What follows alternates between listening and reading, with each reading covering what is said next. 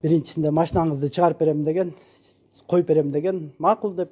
Ал убакыттан өтүп кетти. Кайра уступкага бардым, ал жерде аны да түшүнүп.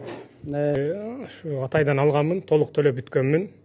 Менин машинам дагы калып кеткен ушу ноябрдын 20-сында. Бир жумадан кийин, 10 күндөн кийин мына жаңы жылдын алдында чыгат деп, алардын кесаги бар. Кел ошону мындай алдыбызда коюп бер ошону. Москвадагы диаспора өкүлүнүн жетекчиси Кубанычбек байке убагында буну менин ниним болот деп реклама кылган. Кубаныч байке, сиз угатсаңыз эгер ар бир маалыматты тактап беришиңиз керек. Бул Бердибаев Атай ушул жердеги турган жана башка адамдардын ырыскысын жеп атат. Атайдын биздин чыгарган видеого жооптору канааттандырарлык эмес. Ашыкча акча сураган жерибиз жок. Баштап машиналардын чыкпашына 10000% көзүм жеткен. Атай Бердибаев кайра машинаңарды чыгарып берем деп 3 ай 4 ай узартпай камерада сүйлөп аткан сөздөрүң алдыбызга келип бетибизге кой, ар кимдин касаги кимде бар. Эсиле чын болсо сөзүң ушул жерге келип жүзмө-жүз айтпайсыңбы? Мен ошондо төлөгөнмүн. Мисалы үчүн мен сага кел доказательство кылып берем. Акыркы айга чейин төлөгөн акчамы доказательствосу бар. Бердибаев Атай угуп атсаң, кел сүйлөшөлү. Эмнеге орозо айында бири-бирин жалган айтып калпайтып атасың? Ар ким өзү үчүн жооп берет. Бирөөсүнүн жетеси, бирөөсүнүн жээни, бирөөсүнүн агасы, бирөөсүнүн байкеси. Ар ким өзү үчүн жооп берет. Кудайым буюрса болот, чыгат чыкчу машиналар. Короче, мен айтам, ар кимге кимдики чыгат, кимдики чыкпайт. Ар кимге чалып айтам, просто азыр кечкинде чалгай эле, көбү менен кабыл алган. Мына чалдыртып, андан да кылбай деп, өзүм информация берип коеюн деп чыгып атам жаман. Кичине мен колуман десе азыр алып салмакмын. Чынында ишин сабыр туруп тургула. Айтам, короче, качан чыкмай атат, кандай болуп атат деп, полный информацияны берип айтам. Бирок машиналарды чыгат кылмаймын буюрса. Бул балдарды ар бирин чалып общение кылдым, короче. Ар биринин косяги бар да, ар биринин косяги бар. Бирөө ошол жерге бирөө, короче, барыптыр, өзүнүн ушу туугандары, тайке жээндери 500-600 миң карыз.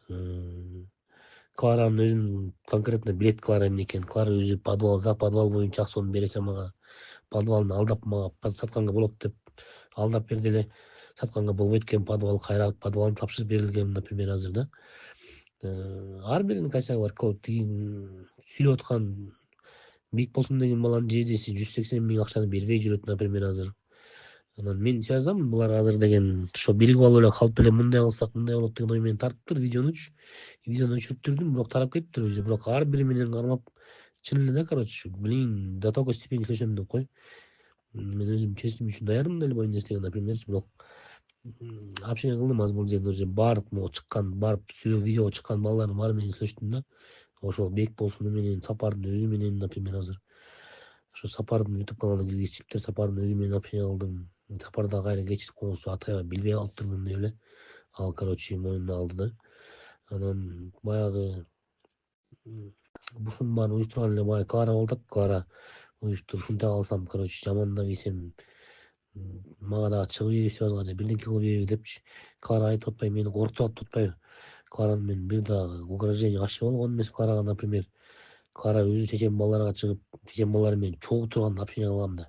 Клара менин номеримди билет, Клара да, например. Чечен балдар менен мен көчөгөн эле общение кылдым, Кларанын балдары мененчи. Анан мен общение кылам ар бири менен, кылып бүттүм почти уже аму видео чыккан балдар менен, ар бирин без обид жестко алам деп кой, брат. Жестко менен көттөрүн айрым деп кой. Чын деле да. Ассалому алейкум жалпы жамаат. Бүгүн Москва жергесинен чогулуп атабыз. Маселебиз таксопаркка байланыштуу.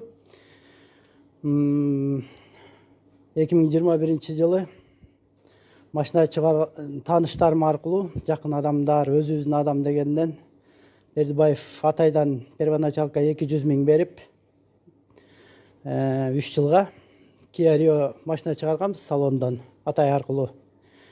Анын 2 жыл 2 айын 47 миңден бир күн кечиктирбей, анан акыркы 10 айдын алдын ала берип салгам. Анткени жанында акча бар болчу. Плюс 18 миң тиги документтерине дагы бергем. Толук эле кутулуп коеюн деп. Андан кийин Кыргызстанга кеттим. Жумуштарым чыгып эс алганча кайра келип, ноябрьлардын 14-ндө лизинговый компаниядан келип түнү телефон чалышты. Биз алып кетип атабыз машинаны деп. Анан сурадым, эмнеге алып кетип атасыңар десем, компанияга акча төлөнгөн жок дейт. Анан мен төлөгөм, алдын ала эле баарын кутулуп койгом дедим. Десем, аны атай менен сүйлөшүп алгыла дейт. Макул деп. Андан кийин атайга баарыбыз чала баштадык. Атай өзү видео таксопарктын группасынан видео звонок кылып баарыбызга түшүндүрдү. Балдар чыгат деди. Сабыр кылгыла депчи. Макул. 1 ай өттү. Экинчи ай айта баштады. Мына чыгарып берем, кое тургула, договор болуп атат, сүйлөшүп атабыз, аракет кылып атабыз деп. Анысына да макул дедик. 3-чү ай келди. Анан телефонун каккылай баштадык, чуркай баштадык, звонт эте баштадык. Анткенде түшүндүк машиналар чыкпайт экенине. Мен өзүмө келе турган болсом, барып атай менен бир эмес 2 жолу жолуктум бетме бет. Биринчисинде машинаңызды чыгарып берем деген, коюп берем деген, макул деп. Ал убакыттан өтүп кетти. Кайра дагы артынан кубалап атып, дагы бир жолу жолуктук. Ал жерде сүйлөшүп, талашып, тартышып атып, уступкага бардым ал жерде, аны да түшүнүп. Ага Нургаз деген иним жанымда жүргөн 160 миң карыз экен. Анан атай ошону Улан Байкеге бересин деди. Анан өзү 550 миң бермей болду. Ошо менен кол алышканбыз, 1 айда коюп берем деп. Февралдын 10-да бермек 550 миң мага. Нургазы өзүнүн 160 миңин берди, атай жок. Берген жок. Мен уступкага барып түшүндүм, макул деп. Андан кийин кайра чалдым. Атай, ону келбеди, мына бербейсиңби? Кол алышпадык беле. Кое туруңуз. Дагы 4 күндөн дагы чалдым. Анан түшүндүм. Дагы мындай берем деген сөзүн оозунан уккан жокмун, бирок төлөп берем, убакыт керек, тиги бу деди. Ошо менен видео обращение чыгарыптыр кайра. Ар биринин косяги бар депчи. Анан ойлонуп калдым, бул биринчи айда машинаны чыгарып берем деп, экинчи айда сүйлөшүп атса, 3-чү айда акчасын берем деп атса, анан аягында келип туруп кайра биз күнөөлүү болуп калдык ошондо деп таң калдым.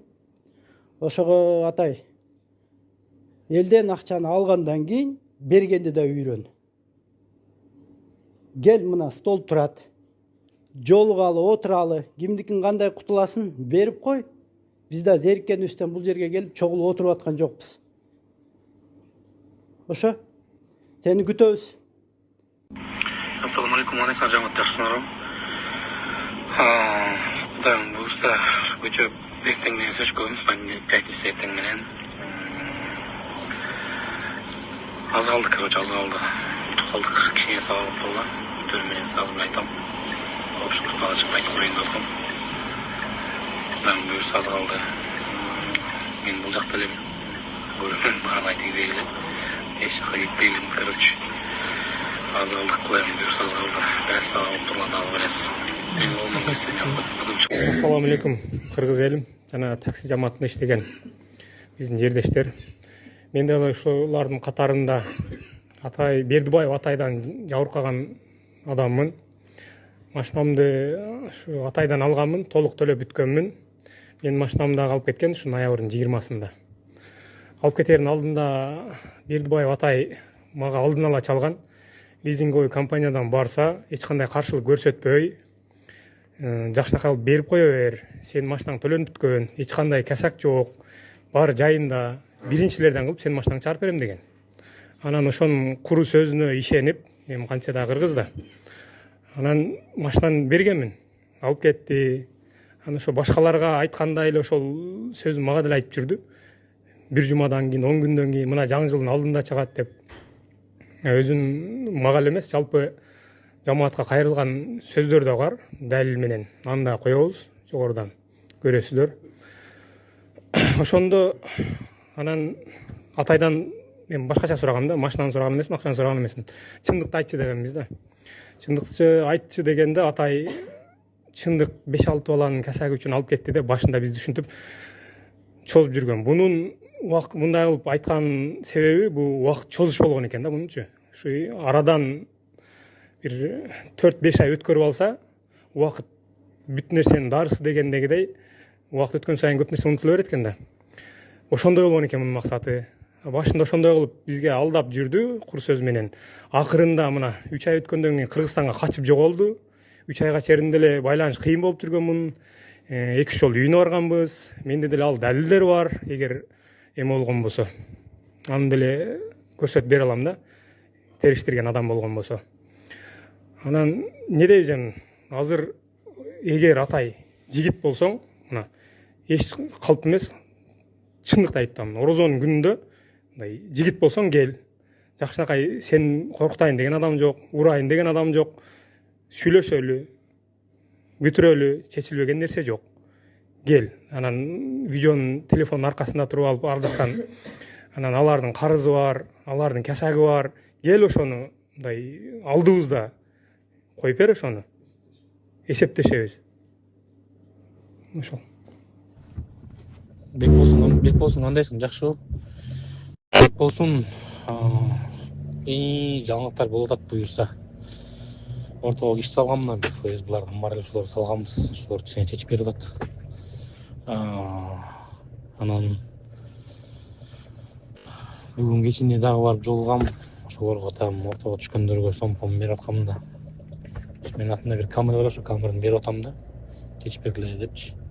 Чечилсе ошо камераны берем деп айткам, макул чечип беребиз деп атышат. Алар уже тияк менен сүйлөшүп, общение кылышыптыр. Нормально, не переживай деп атат да, Кудайым буйрса. Анан эртеңдерде болуп калат го дейм. Эртең ошолбой калсам бүрсү күнү жолугушуу болот да, балдар менен жолугам. Кудайым буйрсачы. Каяктан жолугушту, кандай кылышты айтам, бизден жолугуп общение кылабыз дагы.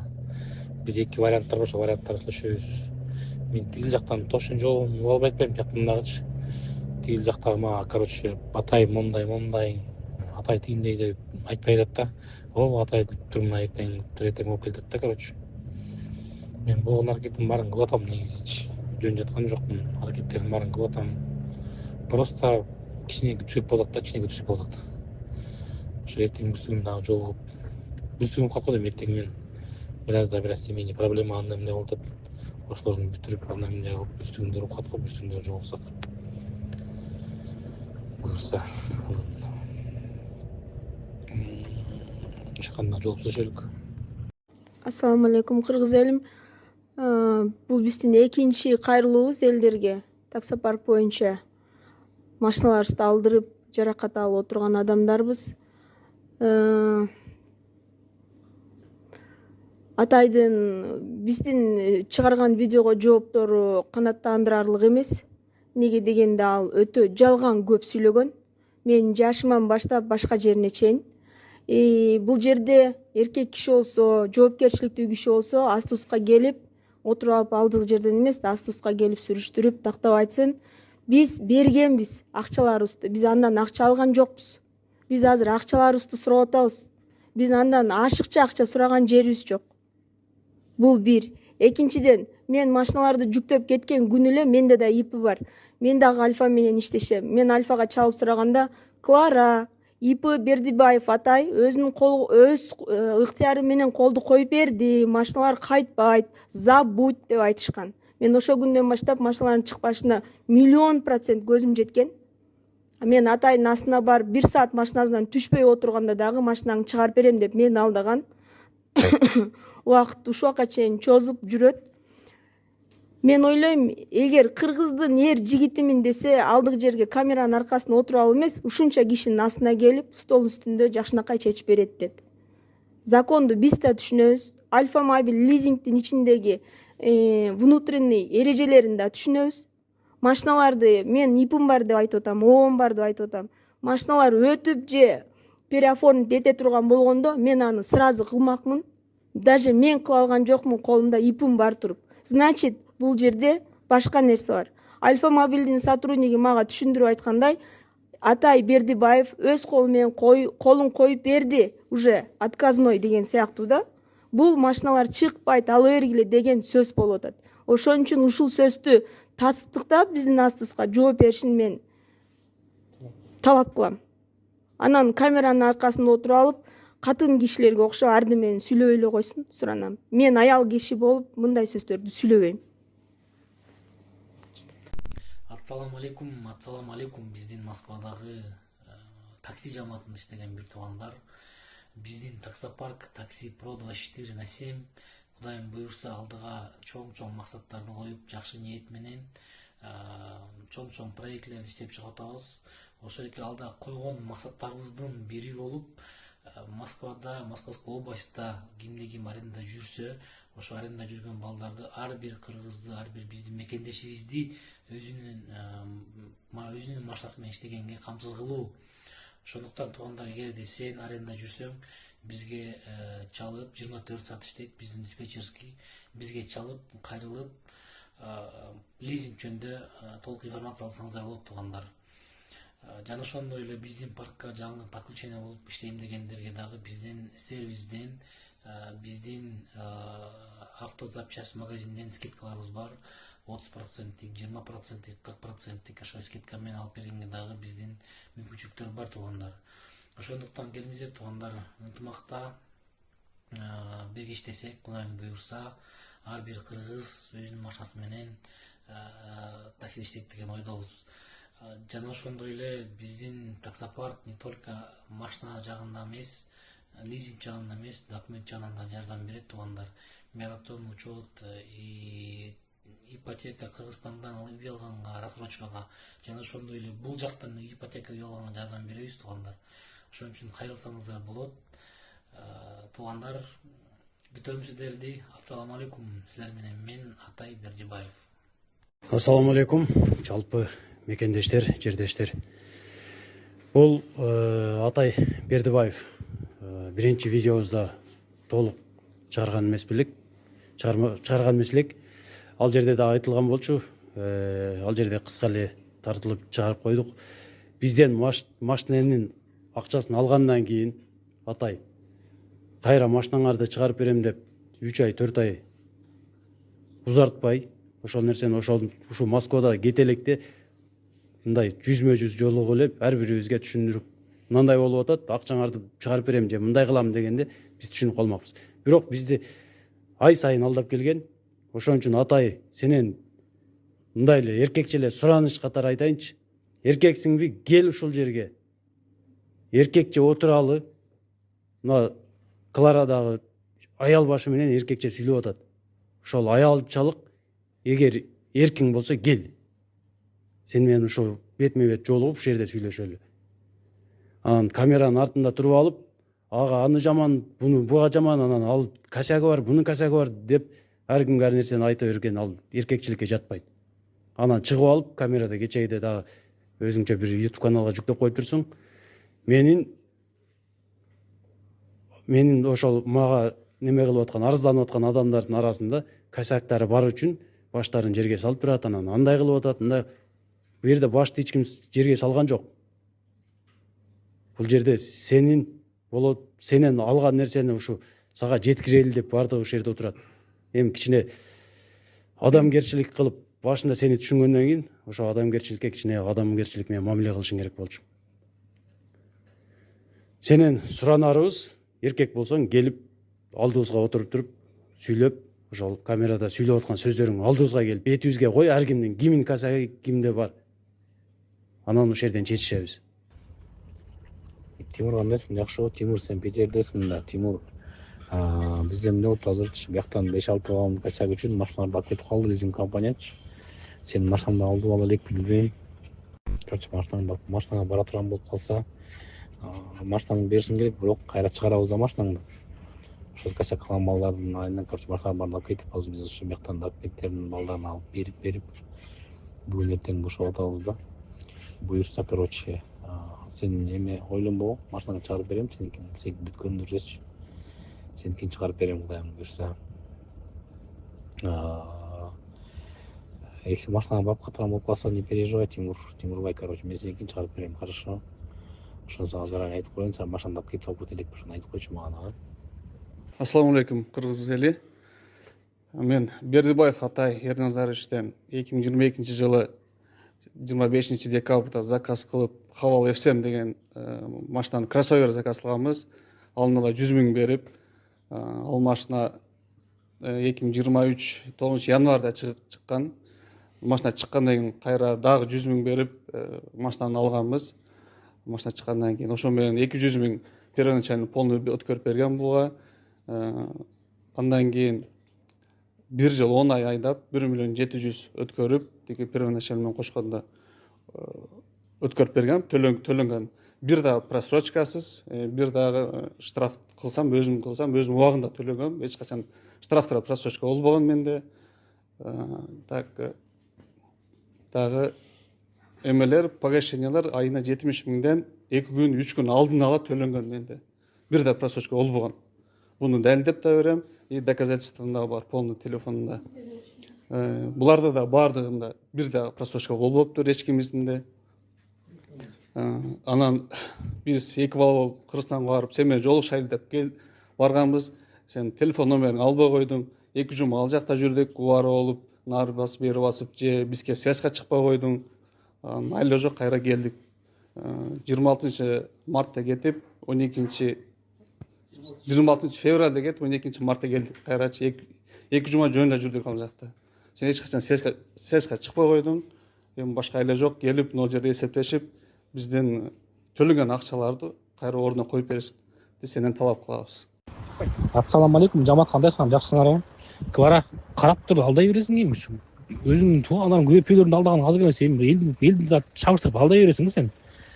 Эми машинаң тошо чыкпайт, бетиңе айтайынчы, меге тошо чыкпайт деп. Ал машинаңды ала албайсың. Любой жериңе бар, любойыңду эстип кел. Мисалы үчүн айтайынчы. Жөнөп чыгып ал да көргөн бар, сүйлөй бересиң, тим ой сүйлөй белей. Ассаламу алейкум, кыргыз элим. Мен дагы ушу такси парктан Атайдын паркынан машина алып 2023 150 000 первоначально төлөп, мен дагы 60 000 эмин төлөгөнмүн машинаны калтырбай. Акырында айтыпсың, сен бул туугандар менен мындай кылды, ошон үчүн машинаны неме болуп калып, ошого неме кылып койдум деп. Эсиле чын болсо сөзүң ушул жерге келип 100 айтпайсыңбы? Мен ошондо төлөгөнмүн. Мисалы үчүн мен сага кел, доказательство кылып берем. Акыркы айга чейин төлөгөн акчамы доказательствосу бар.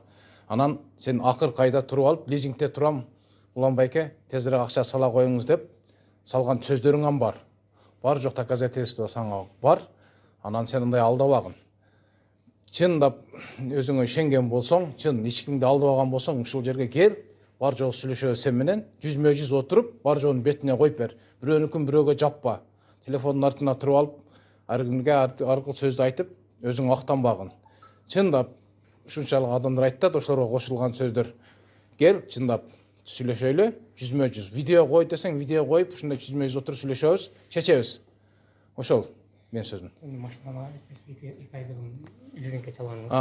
Анан жана 2 айлык, акыркы 2 айлык мени машинамды алып көтөрүп алып кеткенде, 2 айлыгын мен лизингден сураганмын, чалып сураганда акыркы 2 айлык менин төлөбөпсүн. Еще доказательство ошол жактагылар мага SMS кылып жөнөткөн сообщениясы деле бар. Анан ошол мага чыгарып берем деп, понедельник чыгарып берем деп туруп, алдап туруп, анан качып кетип каласың Кыргызстанга. Ошо бойдон телефон чалсам жооп бербей койдуң. Ассаламу алейкум, кыргыз элим. Дагы бир жолу кайрылып атабыз. Бул биздин экинчи кайрылуубуз. Биз ойногон жерибизден же башка калган жерибизден жок. Алдыбыз уже 2-3 жыл төлөнгөн акча. 3 жылда канчалаган мээнеттер бар бул жердечи. Бул бала чакабызды Кыргызстанга таштап коюп, чет жакта эмгектенип жүрсөк, кыргызды кыргыз алдап, алдагандан да себеби эки-экиден бири-бирине калпаштырып чабыштыргысы келип атат. Бердибаев Атай, угуп атсаң, кел сүйлөшөлү. Эмнеге орозо айында бири-бирин жалган айтып калпайтып атасың? Ар ким өзү үчүн жооп берет. Бирөөсүнүн жездеси, бирөөсүнүн жээни, бирөөсүнүн агасы, бирөөсүнүн байкеси, ар ким өзү үчүн жооп берет. Телефондун артында туруп алып, андып сүйлөгөндүн бул кереги жок. Мына Клареже турат. Клареже аял башы менен келип сүйлөшөбүз деп атат. Настол кел, бул не чечиле турат. Кечегиде чалып алып коркутуп, үркүтүп болот. Наоборот, сен алдап атпайсың бул жердечи. Кыргыз элим ушундай мошенниктерден абайлагыла. Бул нерсени Дагы бир айта кетчү нерсе, Москвадагы диаспора өкүлүнүн жетекчиси Кубанычбек байке убагында буну менин ниним болот деп реклама кылган. Кубаныч байке, сиз угуп атсаңыз эгер, ар бир маалыматты тактап беришиңиз керек. Бул Бердибаев атай ушул жердеги турган жана башка адамдардын ырыскысын жеп атат. 1,5 жылдан 3 жылга чейин биз жөн ойноп жүргөн жокпуз. Канчалаган күн түн убакыттарыбыз кетти, канчалаган нерв, ушундан үй бүлөлөр, уруш талаш, тууган уруктар бири-биринен ажырашып атат. Атай, сөзүңө туруп кел, бул нерсени кел чечишели. Чечилбеген нерсе жок. Отуруп алып башка нерсени айткан кереги жок. Телефон чалдың, кайра жок болуп кеттиң кече. 1,5 айдан бери чалбай аткан адам кече чыкты видеопрошение. Сага керек экен го репутация. Кел, сүйлөшөбүз. Чоң рахмат көңүл бурганыңыздарга. Кыргыз элин буну көптөн көп таратып койсоңуздар. Туугандар, салам алейкум. Kia Rio 2021 тоже жүзгө чыккан, бул да комплектация комфорт. Бул жагында болсо Sonata 2021-25 тоже лизингке чыккан. Чалсаңыздар, жазсаңыздар болот. И бүгүн дайыр машина чыкты. Camry 25 2022 жылкы. Калган балдар артта турат, мынакей. Кааласаңыздар, жазыңыздар, чалыңыздар. 24 саат бою жооп берем, туугандар. Таксопарк, такси Pro 24/7. Жазсаңыздар, чалсаңыздар болот. Салам алейкум.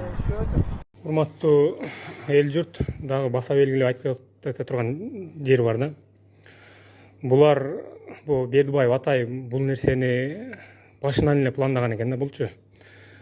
Башынан пландап келип, анан ушул нерсеге келип такалды. Дагы кошо кете турган жери, ушул өткөн жылдын август айынын акырларында бул Бердибаев атайдын ИПсы жабылып, таксопаркта жабылат да. Андан кийин аялынын атына ИП ачып, таксопарк ачып, ал ошол иштеп атат азырчы. Жоомарт кызы Айгерим. Мындай бул жерди да эске алып коюш керек да. Бул үй бүлөлүк алдамчылыкка деле кирет да. Азыр биз билгенден дагы машиналар бар дейт да. Мынча бир 5-6 машина бар дейт. Биз билген, балким андан көптүр. Так маалымат жок. Азыр ошол жашыруун ошол жакта да аялынын атында иш жүрүп атат. Иш жүргүзүп атышат. Анан дагы да айта турган нерсе бул будущий, башка карапайым элдер, сиздер да бизге окшоп жабыркабаңыздар. Бул Кыргызстанга барып алып дагы башка жолу менен бир бизнес тармагымбы же ипотечный үй кылабы же бир курулуш тармагы эмне болгондо дагы Бердибаев атай деген фамилия же аты жөнү чыккан болсо, бир аз ойлонуп анан кадамга барсаңыздар деген кайрылууну айтат элем да. Бул биринчи жол эмес экен да, бул биз экинчи жолу бул Бердибаев атайдан алданып аттырбыз. Эми үчүнчү болуп силер болбоңуздар деген сөздү айта кетейин дегенмин. Assalomu alaykum. Kırgız eli. Menem şu Berdibayev Atay Yanazarovichdan 2021-yil birinchilardan mashina olganman. To'lab bo'lganman men 2024-yil oktyabr oyida oxirgi to'lovni qilganman. Noyabrning 16-chisida uyimning oldindan parkovkadan olib ketib qolgan mashinani. Men ertasi kuni chalsam, ama telefon qilsam, madam shu gaplarni aytdi, shu bolalarning aytgan gapini shu jumada chiqadi, bu jumada chiqadi. Shungacha aldab keldi hozirgacha-da. Atayga u video обращение qilsiz ko'rdik. Ro'za oyida yolg'on so'ylash to'g'ri kelmasa kerak. Bola chaqangiz bor, sizning ham, hammamizning ham bola chaqamiz, oilamiz bor bu yerda. Shu hammamiz shu bola chaqa boqamiz deb kelganmiz bu yerga. U pul buyurmaydi baribir. Erkak bo'lsangiz keling shu yerga, yemoqning qusmog'i bor baribir. Qachon bo'lmasin teshib chiqadi u narsa. Birovning haqqi, birovning mehnati birovga buyurmagan shu paytgacha. Erkak bo'lsangiz keling shu yerga, hal qiling. Mana yaqinda o'zingiz ovoz pochta jo'natdingiz, men SMS yozsam, ovoz pochta jo'natdingizda, keyin bir kundan keyin o'chirib tashlaysiz uni. Nimadan qo'rqasiz? Men sizdan qarz so'rayotganim yo'q, o'zim halol mehnatimni so'rayotganim. Men oylig'imdan to'laganman bu mashinada. Taksi qilmasdan. Gapingizga ishonib. Iltimos kelib bir hal qilib bering, shuncha odamni halak qilmay. Азыр айтылып кеткен келинчеги боюнча дагы бирке кошумча. Бул келинчегини неге кошуп атат деген дагы суроолор болушу мүмкүн. Келинчеги кошконубуз себеби акыркы айларды көпчүлүгү келинчегине которгонбуз. эң азы 5 ай келинчегине которулганда чектерибиз бар доказательство менен ошол Жомарт кыз Айкеримге полный которулуп жүргөн акыркы платеждор ошол Айкеримге түшүп аткан. Ошон үчүн бул семейный мошенничество деп айтылат да. Бул алдын ала пландалган нерсе, кыймылсыз мүлктөр боюнча дагы бул мындай болгон нерсесин аялына өткөрүп берген дагы азыр Москвада кайра эле аялы ошол ишти алып барып атат. Анан ошол Айкеримдин атындагы таксопаркта иштеп жүргөн, ВУКты алып айдап жүргөндөр сиздер дагы абайлаңыздар, бизге окшоп сыздап калбаңыздар. Ошо бизден сураныч ушул видеону болушунча таратып, таркатып, башка момун мусулман бир туугандарыбызга жеткизип койсоңуздар, ошолор да бизге окшоп алданып, ызылдап калбасын.